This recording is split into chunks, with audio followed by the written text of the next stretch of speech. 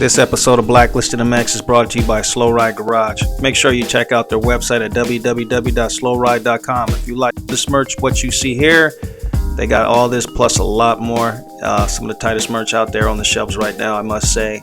And it all looks good. It feels good. It's all good. So make sure you check out their website, the official sponsors of BlackListed Mx, and that is www.slowride.com.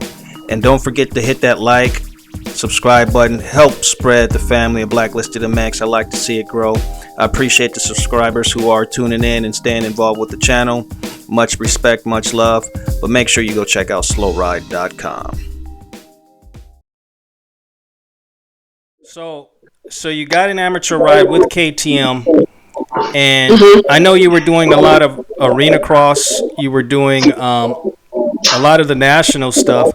How was it coming through the ranks as a girl? What are some of the challenges that you actually had to face coming through the ranks? Well, coming through the ranks, I would say one of the biggest challenges for me wasn't necessarily so much that I was a girl per se, but the fact that the level of competition I was at, I was competing with the youth where they didn't attend school full time, and their parents usually either had a business or a company or had the financial attributes to send their kid with a trainer all over the country. You know, I remember, and this was shortly after KTM 85s, I did get onto the Suzuki, but Suzuki wanted to offer me a ride, but essentially told me, well, I had to go to all 5 of the major amateur nationals. And that unfortunately was just not something that, you know, my family was able to contribute toward, because anybody who's invested in racing or tried to race knows just how expensive that can be. So I think that was one of the greatest challenges for me. Was I kind of always felt like I was not only competing with the best of the best, but I was also competing with some families that really just had a lot of financial attributes that we didn't have. My parents worked a normal job. Like I said, my mom, you know, she worked retail. She was the one who put up a lot of the money for me to be able to do what I loved to do and I was passionate about doing. Mm-hmm. So you kept your relationship with KTM, and how long did that relationship go? Because you rode their bikes all the way up until to the 250Fs, I recall, and then you finally jumped on the Yamaha. Like, was it your relationship ended with KTM during that time? No, so not at all. I was on the factory junior team. After I had won my consecutive arena cross title, the American Motorcycle Association awarded me a professional license right then and there on the spot, right? So they said, okay, you won this year. If you win next year, if you come back, you win again, we're giving you your pro license. You can no longer compete as an amateur. So that ultimately excluded me from the factory junior KTM team. So then my sponsorship or my support would have had to be on the professional level. I'm not sure if you're aware, but in 2013, after MX Sports had purchased WMA or Women's Motocross, and they had it in their possession, or they basically owned it for however many, like a couple years. Mm-hmm. They sat all of us ladies down at my professional debut. I remember I was at Lake Elsinore, and said that they didn't have the resources to continue to host us at the men's professional motocross races. So they said, okay, we're going to take you from 8 rounds to 3 rounds. And then later on in the year, it was, okay, 3 rounds, so we just can't do it this year. So I had gone back, not necessarily to KTM, but all of my other sponsors I had, and said, hey, you know, we're back on. And they pretty much said, okay, well, all the funding has been shifted at this point. Like, we can give you an amazing amateur deal, which I was still incredibly happy with, right? But the fact of the matter was, it just went from a professional level of racing to being featured at the amateur level. Mm-hmm. So for me, I had to do what was best for me financially, and that was to move over to a 2-stroke. And now the 2-stroke is kind of a part of my identity. I wouldn't see myself going back onto a 4-stroke at this point. Wow, interesting. Yeah. At what point, when you were coming through the ranks, you wanted to turn pro, and what year was your first national? So I knew pretty much from 10 years old I wanted to become a pro, right? That was when I started racing nationally.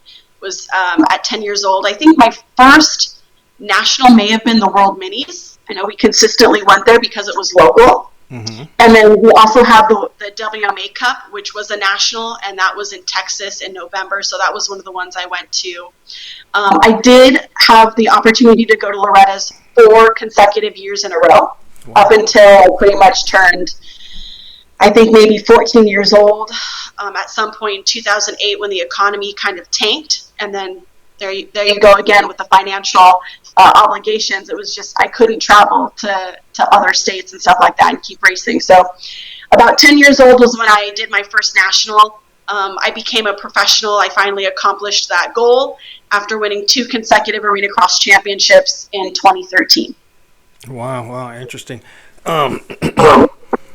Your first national I seen you race was at Glen Helen. You had, what was her name? Ashley. You were racing against Ashley Follick. Yeah, Ashley Follick. Yeah. She was I think she was factory Honda at the time, and I think that was like one of the probably the last years maybe a year after or two.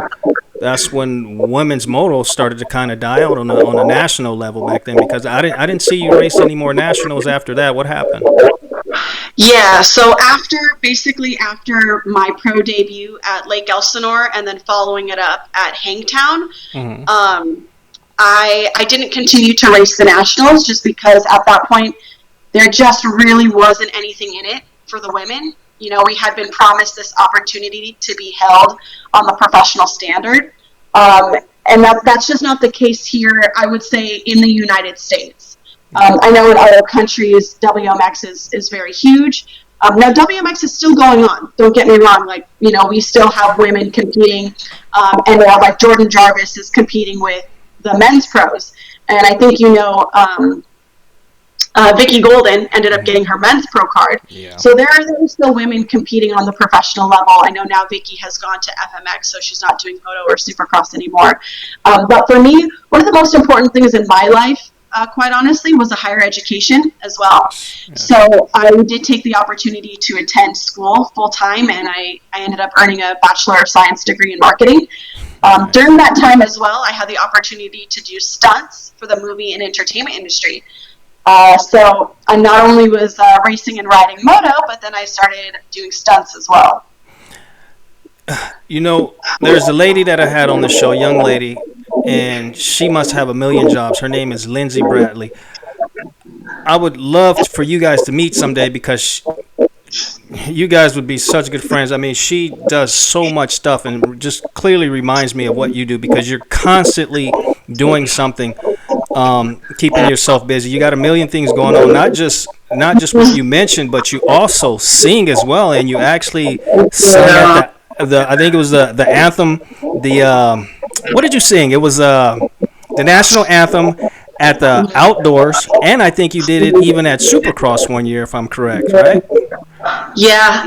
One year I did it at Salt Lake City for Supercross. I've done it at Arena Cross multiple times, and the last 5 years, I believe, I have done it at the Outdoor Nationals at Paula or Fox Raceway.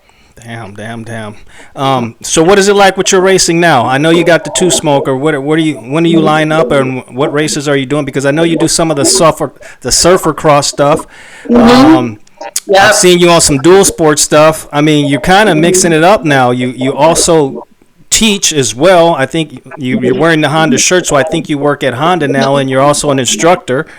Like, it never ends with you. So, but where are you at with your motocross right now? Yeah, so as far as motocross is concerned, I'm still racing and riding on a local level. I started jumping into some SRA GP stuff locally at Glen Helen. As you mentioned, my next race or my next event is actually going to be Surfercross, which is one of my favorites. Mm-hmm. I will also have it coming up in October. I'll have Day in the Dirt coming up, nice. As well as in October, I believe, the Moto Beach Classic, because what I also started doing was racing flat track on a Harley Hooligan. Yes. So I do that now too. I got connected with this amazing group of people in this shop called Fast J's in Huntington Beach. Mm-hmm. So they loaned me out this beautiful, sparkly purple Harley. I call it the Purple People Eater. And that's my way when I do flat track, right? It's kind of like my thing. So that's been really fun. And as you mentioned, coaching, right? Coaching is a huge passion and purpose of mine. I ended up getting connected with the Honda Rider Education Center in Colton in about 2018. I also certified with the Motorcycle Safety Foundation, as well as the ATV Safety Institution and Recreational Off-Highway Vehicle Association to coach side-by-sides, ATVs, and dirt bikes. Wow. More recently, I got my certification with the United States Motorcycle Coaching Association, or USMCA for short. So coaching has really been taking a lot of my attention, but quite honestly, I couldn't be more happy. I absolutely love giving back and contributing to future generations of riders and enthusiasts. Would you consider doing another national? Yeah, of course. I just have to continue training or just start training for it. I would absolutely love to do a national. You need to work your way up to Canada and try one of these nationals here. The WMX class is pretty damn good, and there's some good girls up here that are blazing. So I mean, it'd be cool to get more. There's so many guys that come up here out of the States and ride on a regular basis, and there's a few girls that come. But I think you'd have a good time up here racing for sure. I think so too. I mean, you're not the first one that's mentioned that. I think a few years ago with everything with the WMX. It was actually suggested that I go up to Canada and do some racing. So I follow some of the girls that are racing up in Canada. So I'd definitely be interested to make my way up there. Ramparts we watch were so gallantly sweet, and the rockets wrecked away, the bombs bursting in air gave proof through the night that her flag was still there. Oh,